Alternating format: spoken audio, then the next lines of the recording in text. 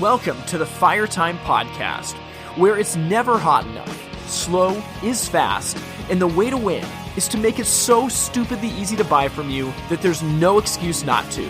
I'm your host, Tim Reed. And as always, I'm so excited to be here today. Thank you for listening to the Fire Time Podcast.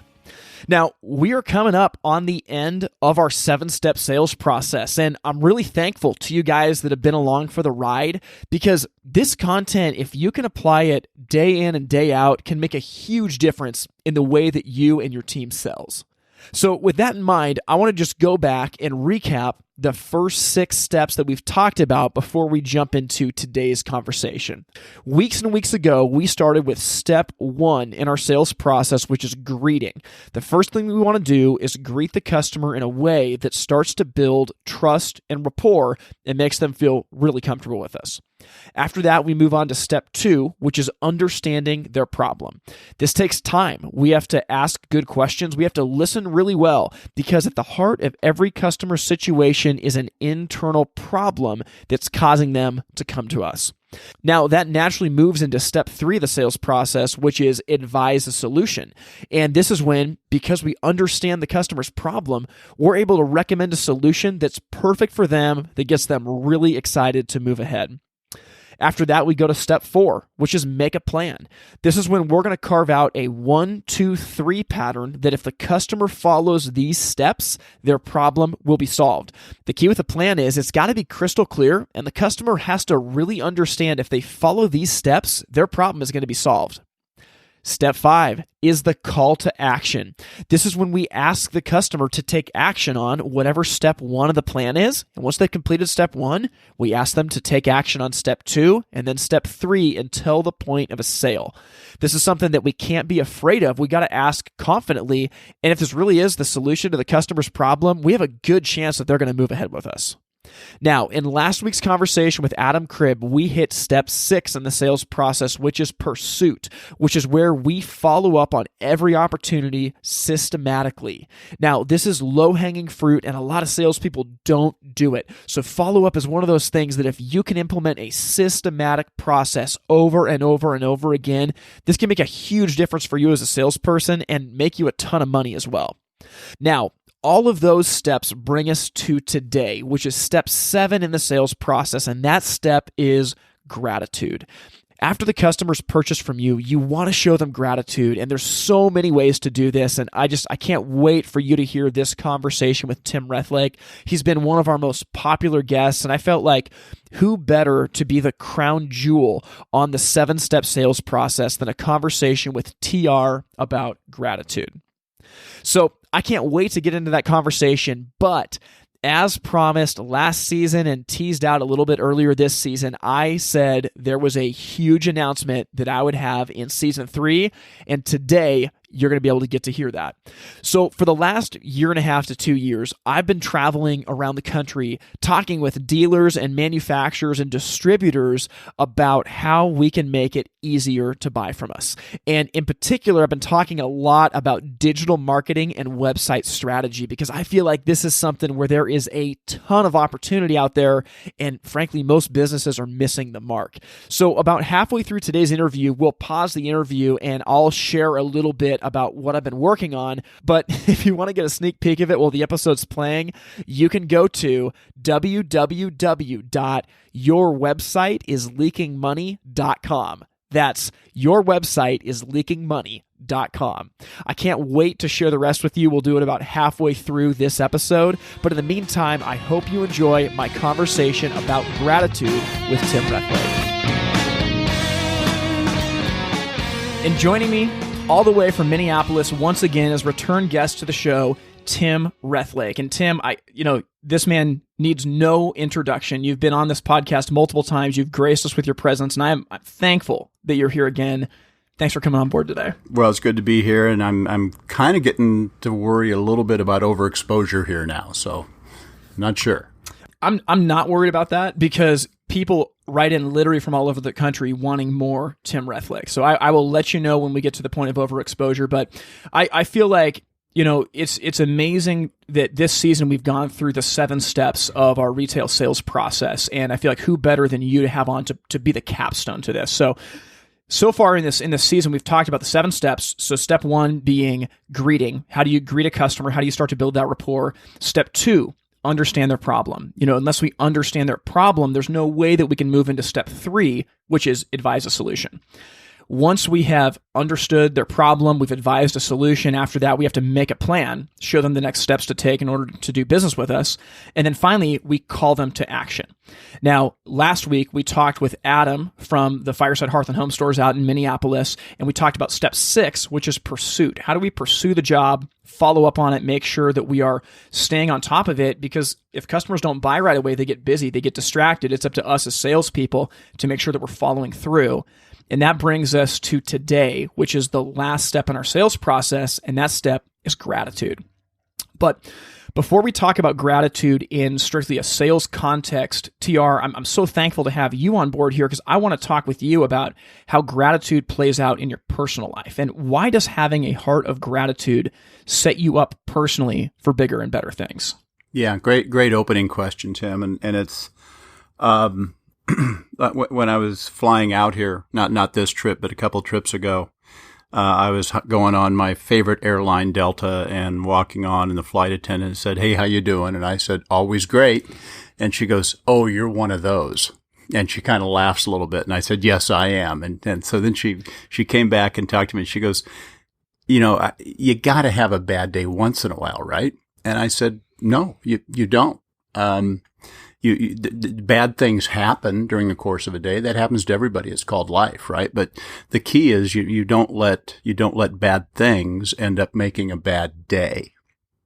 And I heard this analogy that I just loved. Read it a few months ago, that if you were standing at your desk and you had $86,400 in cash, Tim. I don't work at HHT, so I don't have that much, sitting at my desk. Well, we don't either. But if you did, let's say you hit the lottery and you had $86,400 in cash on your desk, and somebody walked by and picked off a 10 and started running away, how long would you chase them, right? And the reason I love that analogy, because that 86,400, that's how many seconds we have in a day. Mm. And sometimes if somebody takes 10 seconds out and they cut us off in traffic or they say something rude to us, for some people, they'll throw the whole 86,390 seconds away and make a bad day out of that. Yeah.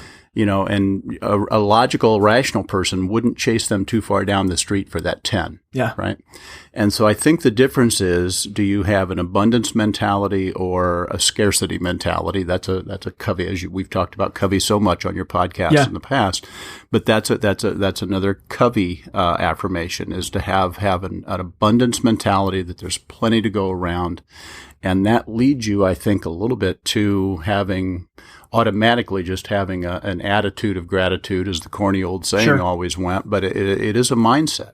And the one thing that I think it's important that we talk about in this is that some people think that gratitude is the final step of the sales process, and hopefully we'll make a case today that gratitude gets peppered throughout the entire sales process. Yeah. Sure, it culminates in thanking them for a sale, but there's time to show gratitude through the whole process. Yeah, no, that's absolutely right. And, the abundance mentality for me is like really a hot button. And I've talked a little bit in the past in the podcast that one of my foundational pillars of the whole idea behind this is that there is enough to go around. And I'm going to quote 2 presidents of companies who will remain nameless, but one of them very well. The one that you know very well looked at the industry and said, "We are trying to grow the industry and we are after our fair share." The other president said, "I want people to lose that don't buy from me." And I asked the question, which one of those companies is positioning themselves with an abundance mentality to grow versus which one is trying to hold on to everything and it's slipping through the cracks? Yeah, that's a pretty stark contrast in philosophy. Yeah, it really is. And it goes back to, this isn't even on my list of questions, but it goes back to the idea that I think that gratitude does something to you that can set you up for more. And we're gonna dive into what this can look like as we talk about this in the conversation. But I just want to preface this. When you meet someone that's got like a gracious heart, you want to be with them. You want to start to do life with them. You want to buy from them. Like there's something about it that's infectious. We'll kind of table this and get there in a second. But as I've known you for a number of years now, Tim, you're someone that has struck me as having a gracious heart. In particular, I've got 2 thank you cards on my desk that you have personally written and sent to me, one of which was about 5 years ago and one of which was about 3 years ago. And it really meant something that to the point where like I don't throw them away. They're on my desk. And it's just a few sentences that you wrote me. That's done something to me. And I think it's actually true for our customers. A lot of people say like, well, I don't have time for handwritten cards. It's the digital age now. But I think there's some weight to handwritten cards, isn't there? There for sure is. And I used to say handwritten notes were becoming a lost art. Now I say they are a lost art. Yeah. When I travel and talk to customers, I get the same sort of lame excuse as you get, right? It's about, well, it takes so long. Well, yeah, you're right. It does. If you start from scratch, it takes about 2 minutes, right? And if you pre-stamp and pre-return address your envelopes, you can do one in about 1.5 minutes. So yeah, I can see why it would take. Nobody has 2 minutes laying around in their life. Or I'll hear, well, my handwriting is so bad, and I said, well, that's because you don't write, which is a BS excuse. So yeah. I said, practice handwriting, get better. That's not a good enough excuse. I've had people say, well, my company doesn't give us logoed thank you cards. And again, that's BS. So yeah. I'll go down to Target or Hallmark and I'll come back with generic thank you cards. I said, a customer doesn't care if your logo is on the card. What they care about is what you write inside. Sure. And so, yeah, you get a lot of excuses, why you can't do it. But I would tell you there's a few tricks to it, to doing it and doing it well. And a couple of those that I'll just mention here is first and foremost, I have an HVAC company that I like to use I've talked about them at some of our training. Yeah. They used to be Uptown Plumbing and Heating. Now they are Hero Plumbing and Heating. So they've made themselves the hero of the story, not the customer. Yeah. And I know that's a complete different podcast episode for us on that topic. But every time they do service for us, and I love them, but every time they do service, I get a generic handwritten note without my name on it that just says, thank you so much for letting us be the hero in your home. And it's this, I think it's the same person in the office that writes it because it's the same handwriting. Yeah. And it would take just 10 seconds to look at the computer and go, Dear Tim, thank you for letting Kevin do the work on your house. Yeah. And now I know it's at least been thought about and personalized at that point, right? So you want to personalize it. So what does that mean for our business? Well, if a customer comes in and says they're looking at an outdoor fireplace as part of a landscape remodel they're doing for their son's graduation party in the spring, well, mention that in the card. Right? Just say, happy you came in today, so happy to meet. And this is, by the way, this is before you've sold it. Sure. Just say, happy you came in today. We look forward to being part of your remodel for your son's graduation party, right? And mention something that they said in the conversation. Yep. And so that they know you're paying attention and you're tuned in. Yeah, we had a great one. I don't think I've told this story in the podcast, but we had a situation where we had some clients in the showroom once, and they were looking at a remodel, and they had 3 little kids that were just going crazy in the showroom. And they were great kids, but I mean they're little kids in a fireplace showroom. And we were talking, and they made a point of saying, our house is like the 3-ring circus or the 3-act circus. And I said, how come? They're like, well, there's always something on fire. There's always someone climbing on something, and most likely someone else is trying to wrestle a lion. And they said, and so we were laughing about that. I got little kids, and we're laughing about this. So, but they were trying to decide between gas and wood. They couldn't decide, so we were showing them both options. And so what I did is after they left, I went and I got a thank you card. And I'll confess, I don't do this all the time. I need to get a lot better at this. But I went out and got a thank you card, and I mailed it to their house because I had their address since I wrote up a proposal. And I just said, hey, it was great meeting you guys today. I emailed over your proposal. Let me know whether you think gas or wood would be better for the final act of the 3-act circus. And I sent it to him, Perfect. Because it referenced it in the conversation. It was the 3-act circus or the 3-ring circus. Right. And it was something that I think that is special. And I think that makes a human connection that will separate you from everybody else. Now, this may not guarantee you're going to win the sale. And in this case here today, we're talking about gratitude as the step after the sale. But the idea that having a attitude of gratitude, as you said, throughout the entirety of the process is going to help you significantly. Sure. And customers are spending several thousands of dollars with us, hopefully. And it's a purchase decision, which you've talked about many times on this podcast, that they're not used to making. It's new to them. Yeah. And so it's logical that they're saying, we want to take a day or two and just think about it. Yeah. Now, if it's down between you and Gypsy Vandal dealer across town, and both of you have similar offers into them, similar price, similar featured product. What if you're the one that day after they left, you said, we would love to be part of your remodel in your home and have make your home comfortable and safe and warm for you. That card coming within the next day or two, and by the way, speed is important here, especially in that situation. So have a sense of urgency about it. What if that card is that you could spend 50 cents on a stamp? It could be the tiebreaker for a sale worth several $1,000s. Totally. Well, and so this is awesome because this is talking about it throughout the sales process, but I want to drill down and speak specifically to after the sale's been made. Tim, why is it so beneficial to show gratitude after the sale has been made, in particular to a customer? Well, I think you would assume that people would automatically show gratitude when a sale is made, but that assumption no longer holds today. Yeah.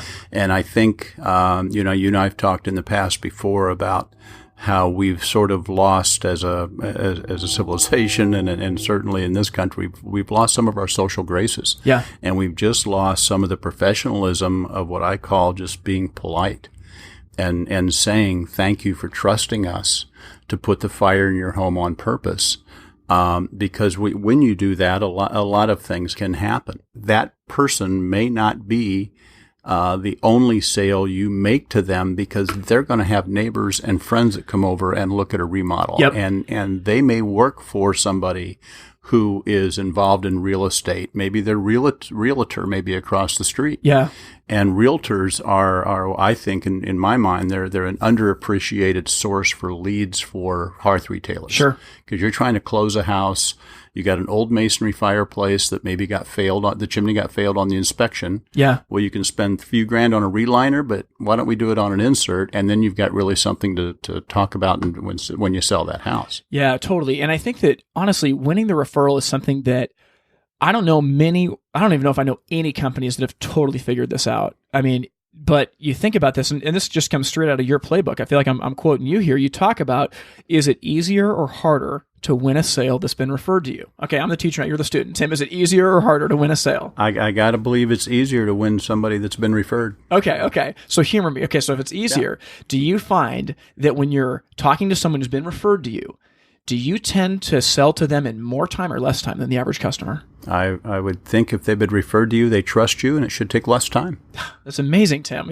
Seems logical. Yeah. And do you find that people who have been referred to you and trust you, so it doesn't take as much time, do they tend to spend more money or less money with you? I think they're comfortable, their guard's down, and they're going to spend a lot more money.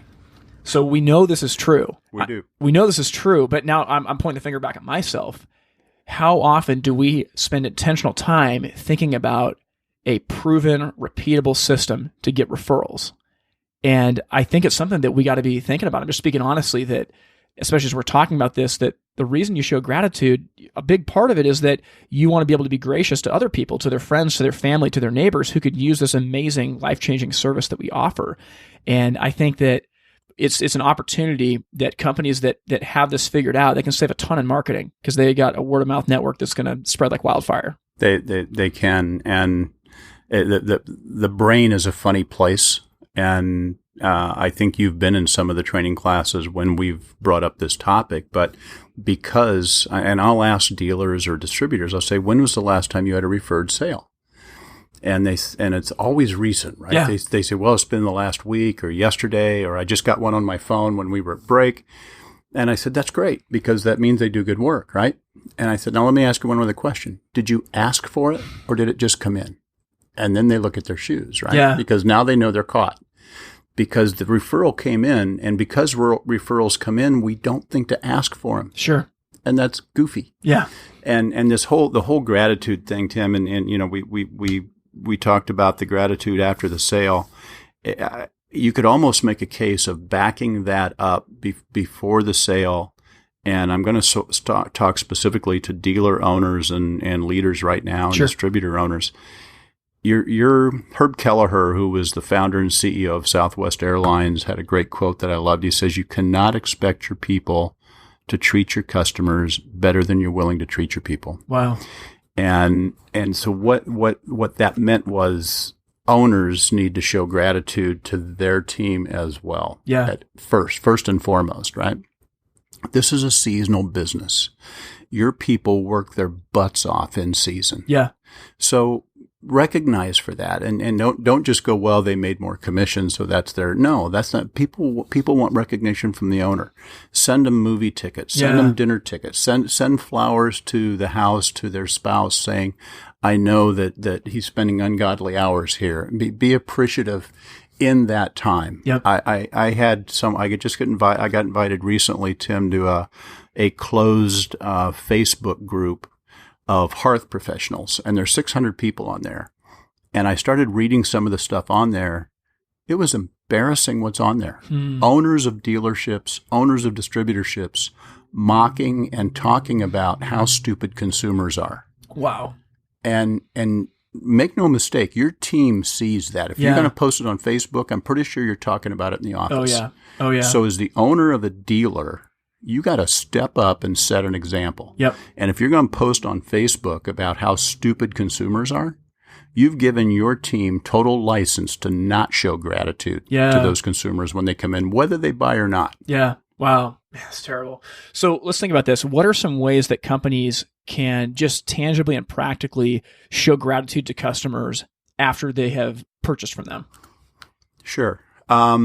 And maybe we'll kind of take this a couple different ways on retail and new construction, right? I think we've kind of flogged the handwritten note thing already, but here's something that scores every time, and it kind of ties in a little bit to what you said about the 3-ring circus thing. Do something for their kids. If you are advertising or a sponsor of maybe the local college team. Yeah. And your customer mentions that their son or their daughter is just a diehard fan. Well, maybe leverage your sponsorship into getting an autographed item from the coach or from somebody, right? If they mention that their son is just graduating from college and has an accounting degree, make the offer to say, well, would you like me to introduce him to our accounting firm? Yeah. Right. You doing something for their kids goes miles and miles and miles. I never would have guessed that you would have said that, but it makes so much sense. I mean, for me, I've got a 3.5-year-old daughter and just over a year-old son. And if someone shows an investment in my kids that's genuine, man, like they win a lot of points. They win a lot of points. Yeah, and because now to do that, here's what you have to do to play that game. You have to have asked some insightful questions during the problem solving process, right? The problem discovery process.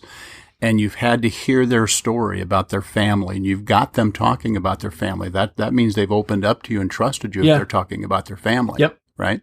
So you've done something right to be able to get that knowledge. Yep. Now use the knowledge, and actually, I don't want to say use it like it's some type of leverage on the customer, but use it to be a decent human being. Oh, totally. And recognize they've got family members that are really important to them, and try and pull that into the whole gratitude thing. Oh yeah, well, and what I think about is, one of the things that I'm really big on is I love sending $5 Starbucks cards. So my goal is that I try to buy them in like $200 increments at a time. So like if you rob me, you're probably going to get like $175 worth of $5 Starbucks cards in my backpack. Right.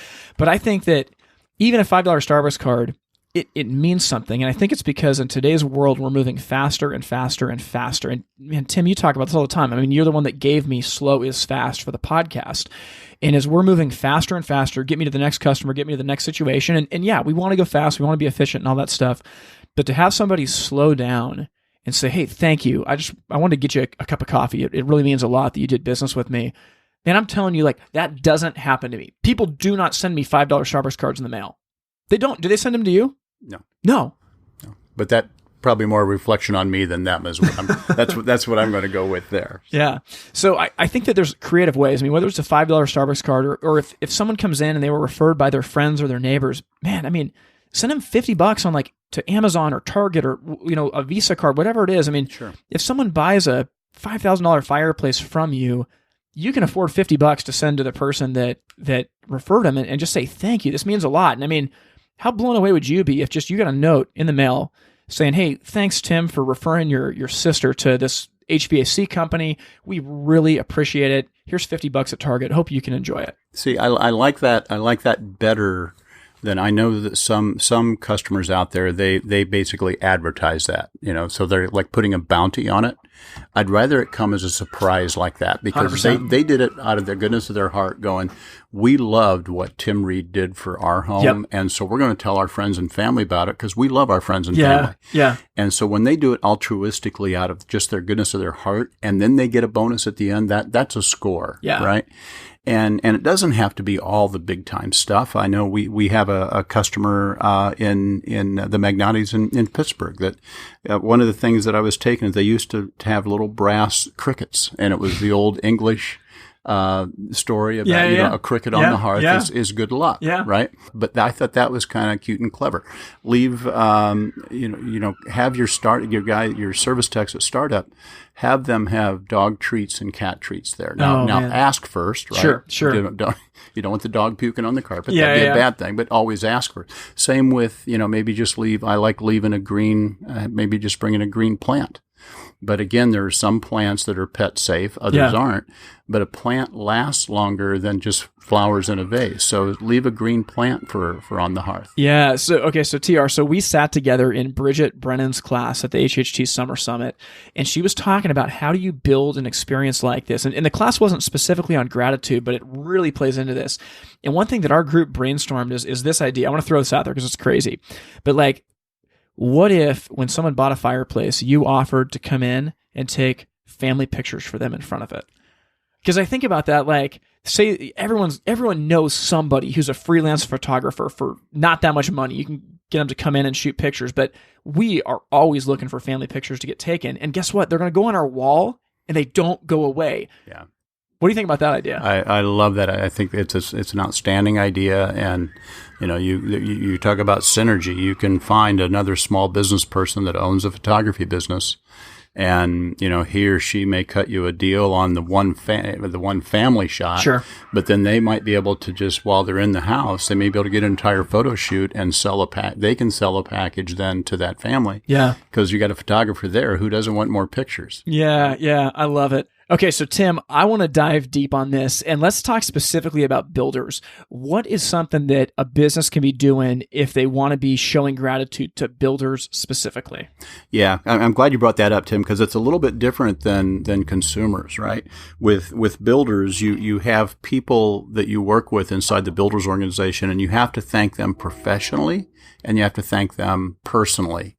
And here's the difference. If you want to show gratitude to your contact within the builders organization professionally, the best thing you can do to show them gratitude is bring them a home buyer. Connect them with someone that will buy one of their homes. Yeah. Or if it's a custom home builder, connect them with one of your friends, or maybe your attorney or your accountant, your doctor. Right? Be that connective tissue that ties them to a sale. That's the best way you can show gratitude, is help them sell a house. You can promote their brand on social media. Yes. You can, you know, with your Instagram account or your Facebook account, you can say, look at this great fireplace we did for Reed Custom Home Builders, right? And help promote their brand and their designs online. You know, I'm going to stop you right there. So there's a friend that I met named Tom Ellerbrook, and I met him at Bradley Hartman's Sales Fundamentals Workshop last year. And he is a representative of like building supply products in the Northeast. And he has made an entire Instagram account going to job sites and highlighting people that are doing good work. He's got like thousands of followers, and all he does is he goes around and he highlights people doing good work. I love that you said that. That's amazing. Yeah, well, and Tom, I've heard Tom on Bradley's podcast. He's a smart cookie, and so I'm not surprised that he's doing that. The other thing you can do that shows gratitude and appreciation for builders: solve a problem for them other than a hearth problem. Yeah, there you go. Right. If they're having issues with one of their other trades, if it's a flooring issue, if you know someone that can be a resource for them, help them out that way. Show them that you play wider than just being their hearth person. And then the last thing you can do for them professionally is make them look smart inside their organization, right? Make them look good for choosing you as their trade partner. Now, those are things you can do professionally. Personally, now it goes back to a lot of the same things we talked about for retail. The people within a builder's organization still appreciate handwritten notes. Yep. Now, here's the difference, though. You may meet with 2 or 3 people at once in a home builder's organization at a meeting. Mix up their notes a little bit. Don't say the exact same thing to all 3 of them. Yeah. Comment on something that each of them said in the meeting so it's specific to them. Yep. Right? Don't just look like it's a cookie cutter, because they may kind of compare notes on that. And then also it's the last thing I'll talk about on this is we all hear about the golden rule, but I want to pull into play the platinum rule. Okay. And the platinum rule, the golden rule, we all know that. Treat everybody as we want to be treated. Platinum rule is treat others as they want to be treated. So that takes a little higher level of intelligence and thinking, because now I have to understand what's important to Tim Reed. Yeah. If somebody gives me tickets to the opera, that's not gratitude, because I don't like opera. I don't even like people that do like opera. Yeah. So that if you try and give me tickets to the opera, it's like, don't invite me fishing. Don't invite me fishing. Is that your thing? Oh, I mean, you hate to fish? I mean, if I have to, it's fine, but it's not what I would pick to do on my list of things. Okay. So if somebody takes you on a fishing trip, what is that what they're saying, what they're communicating to you is, I don't know you. Yeah. I don't know you. And so the platinum rule, you have to understand the customer well enough to know what do they dig, what are they into, and then put your gratitude around that. There you go. Hey, we'll be right back with that interview with Tim Rethlake, but first, I want to tell you about something I've been thinking a lot about. Most companies in our industry today have a serious problem with their website that actually turns into a money-wasting marketing cycle. Here's what happens. First, companies will spend thousands or hundreds of thousands of dollars marketing to potential customers about their products. Next, that marketing sends customers to a website that doesn't engage them at all with their brand or collect any information for a lead. So, third, the customer ends up leaving the website with no connection to that brand, only to buy elsewhere. What this is, it's like going fishing with a net that has a giant hole in it. So, I've been working on a video series that I want to share with you that's going to teach you about 3 reasons your website is leaking money and give you some insight as to what to do about it.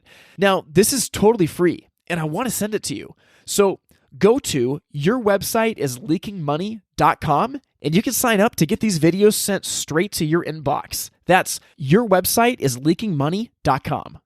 Seriously, most websites in our industry are leaking money and wasting thousands and thousands of marketing dollars, but you can patch the hole by going to yourwebsiteisleakingmoney.com. So I truly believe, I think one of the hardest things in the sales process is gratitude, because what it does is it requires 3 things to happen. One is attention to detail, like we've talked about. You have to understand something unique and personal about the customer.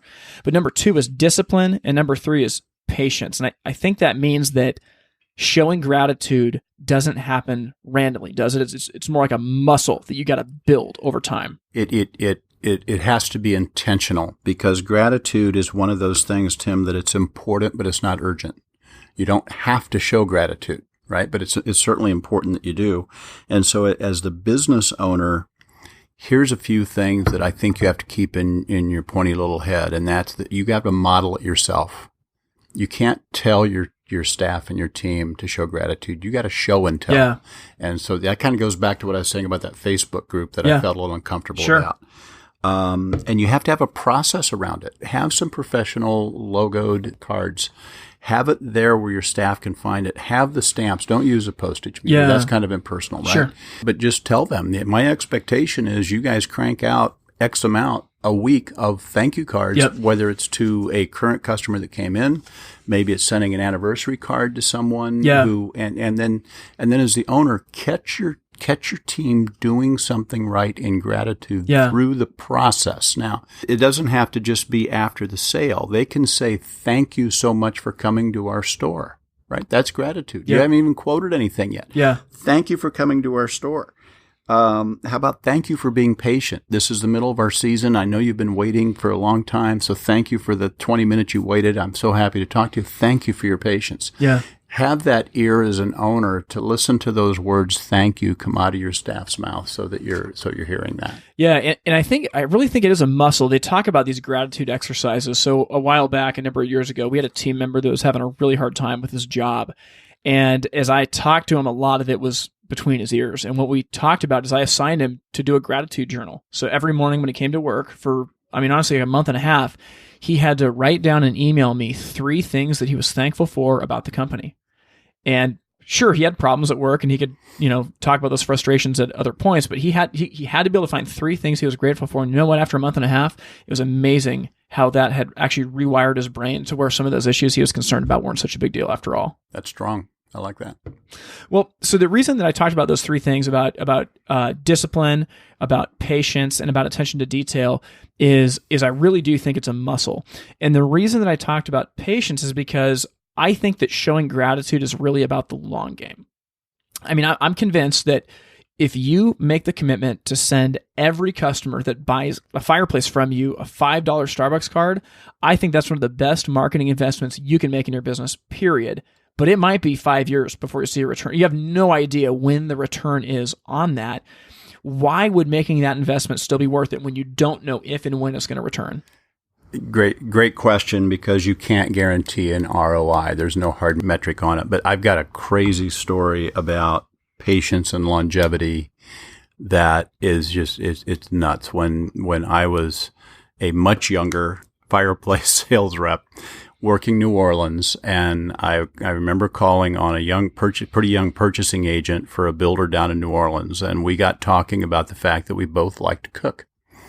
And so he had told me that he still had his mom's recipe index box where he had all his recipes on index cards. So when I sent him a thank you note for meeting with me, I said one of my favorite recipes was my mom's meatloaf recipe. So I wrote that recipe on a 3x5 card and sent it to him. Well, he sent me back then on a 3x5 card a recipe for New Orleans barbecued shrimp, which is with head on and the whole garlic, salt, the butter, and everything. So that was a good little story. Now fast forward literally a decade, 10 years later. Wow. He walks into our booth at the IBS, and he has my card from 10 years ago, and he asks one of my associates, "Does this guy still work here?" And he says, "Yeah, he's right over there." So he comes over and he introduces, and I thank God I caught myself enough that I pretended like I remembered him from 10 years ago, but he had my card, and I go, "Yeah, of course I remember you." What he was at the time he walked in the booth was the regional vice president of construction in the Southwest for one of our national home builders, 8 divisions, 3,000 homes. And he said, "My divisions are all over the place. It's driving me crazy. I need somebody to tell me what's the right fireplace we should be using and get me some sanity and consistency across my divisions. Can you help me with that?" And you said, "Yes, sir, I can." I said, "I believe we can. Yes, we can." Wow. A decade later. Wow. That was awesome. And even if it wouldn't have panned out, it's still the right thing to do. It was still the right thing to do. Sure. Oh man, that's so good. Okay, so let's brainstorm this a little bit. So what if you're somebody that maybe sells things besides fireplaces? So say you sell barbecues, or say that you're selling to builders. Does this look different for different books of business? Yeah, good segue, because we were just talking about cooking. I'm jealous of our brethren over in the barbecue business, because that's pretty fun, right? Sure. I mean, all these high tech smokers and all this cool stuff going on now. But I think if you, and many of the dealers listening to this probably are in the barbecue category. Yeah. Right. And so you've got a lot of opportunity for gratitude there. There's the obvious ones that if you have a local chef that, maybe you can do, maybe they've published a cookbook and you can get an autographed cookbook, some things like that. But also, if it's a big enough sale, maybe you invite you bring a chef to their house, or maybe I know a lot of the dealers are very, very good cooks themselves, right? I know one of your buddies, Grant Falco. Yeah. I've been looking at his Instagram feed, and I get hungry every time I see it. But many of the dealer owners and staff are very good cooks. So maybe if you've got someone that just bought a very expensive outdoor kitchen or grill set, offer to come over and say, invite your friends.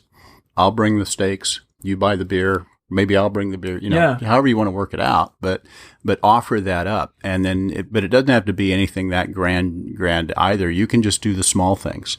Do the aprons. Do the utensils, and do the meat probes, the thermometer probes. But don't be grand in how you do it. Just maybe when your guys deliver the grill, put those free gratitude things, tuck them inside the grill. Oh, man. So the customer sees it when you're not there. Oh, right? Man. Yeah. And it's kind of a surprise at that point. I like the surprise gratitude rather than the obvious, hey, aren't I great? Look at the free stuff I'm giving you. I like the humility that's involved in genuine gratitude. Yes, and I'm with you. It's surprise and delight. If you can surprise and delight every step of the way, you're going to win. And I think what that does, so that forges a human connection. And in today's world, as we've got the world of Amazon and Uber and Lyft, our world is becoming more and more transactional. And that's not all bad. There's commodities that we want to be quick and fast and easy, and that's fine. But there is a point where every single one of us is a human being that wants a deeper connection to be known and to be heard. I'm just imagining, like, if I buy a new barbecue, like the personalized apron is such a good idea. I mean, if I open up my barbecue and I open it, I've got a personalized apron with my name on it, like, that means something to me. That really does. And I think that winning that human connection is going to set you apart from anybody else, isn't it? No doubt. And as we move to a digital experience in everything, we still have analog souls. And we still yearn for face-to-face, people-to-people contact. And that's the advantage that specialty retailers have over any type of online, is that we still, as human animals, need interaction and connection. And from that comes stories. And from stories come referrals. Yeah, that's really good. Well, so TR, rounding out this conversation, I feel like a lot of people today don't have a heart of gratitude. I'm thinking back to what you mentioned about that Facebook group. And, it's so easy to become a cynic. And I would say when you're a cynic, it is very hard to have gratitude coexist. I mean, they seem to be mutually exclusive. And I want to ask you as we round out here, what is the relationship between gratitude and cynicism? And why does having a heart of gratitude set you up for success in a way that cynicism doesn't? Yeah, good closing question, because I think it bookends well with our opening comments about, do you come at this from an abundance mentality or a scarcity mentality? And there's another concept that Dr. Covey taught, and that was the concept of the transitional figure. That a lot of times people get negative energy put towards them, and then they just basically reflect that and transfer it to somebody else. So the negativity they receive gives them license to go be negative somewhere else. Yeah. Those people by nature become cynics, right? Because they think that they're not only is their glass half empty, nobody gave me a glass to start with, right? Yep. And so transition figures, though, on the other hand, are ones that take the negative energy and they reflect that back in a positive reflection. And that's someone that they have to have a mindset that's proactive. We've talked on previous podcast episodes about proactivity is the mindset that that tomorrow can be better than today, and I've got the freedom to make it so. Yeah. And I don't want to be repetitive on your episodes, but that one's important enough to repeat. Yeah. Because it is so darn important to just this whole mindset of, and we've also talked about that you're not a different kind of person at work than you are at home. And if you're an ungracious person at home, you're not going to be a gracious person at work, and vice versa. There's not a switch inside that we can flip. Yeah. Right? That we're one person when we're at work and one person when we're not. So I think you hire for it as an owner. You can tell when somebody comes in if they tend to be a little more erring on the positive side, leaning to the positive side, and you certainly have to model it as a business owner. Yeah, I'm with you, and I just think there's such tremendous power in that. I think that the reason people become cynics is because it's safe. They think it can protect them, but it's a short-term protection.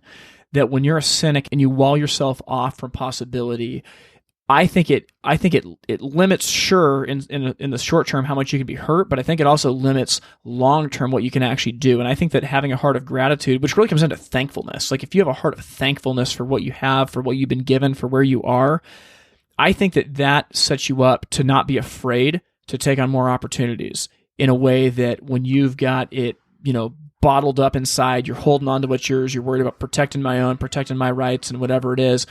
I think that is a race to the bottom where a heart of gratitude is able to just take you further than ever. Yeah, no doubt. And there's a Lincoln quote that I love where he said, "I'd rather trust people and be disappointed once in a while than not trust and be miserable every day." And when you're cynical, you're miserable every day. I love it. TR, man, we are so appreciative of you coming back on the podcast. Thanks so much for your time. You're seriously dropping knowledge bombs. And I'm telling you, I get emails from literally all over the country asking for more of your content. So thank you for being here today. Well, Tim, always great to be with you. And this has been another good experience. Thank you. All right. We'll see you later. Wow, I hope you got as much value out of that conversation as I did. It was really fun getting to hang out and drink a little bit of whiskey with Tim Rethlake while we talked about gratitude.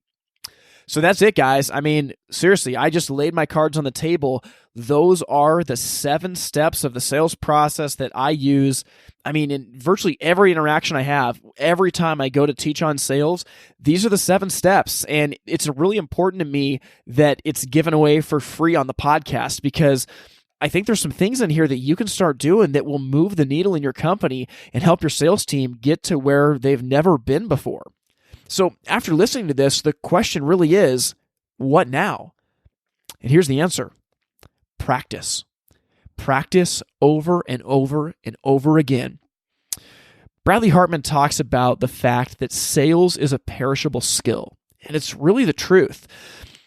Understanding a sales process like this gives such clarity to what you do.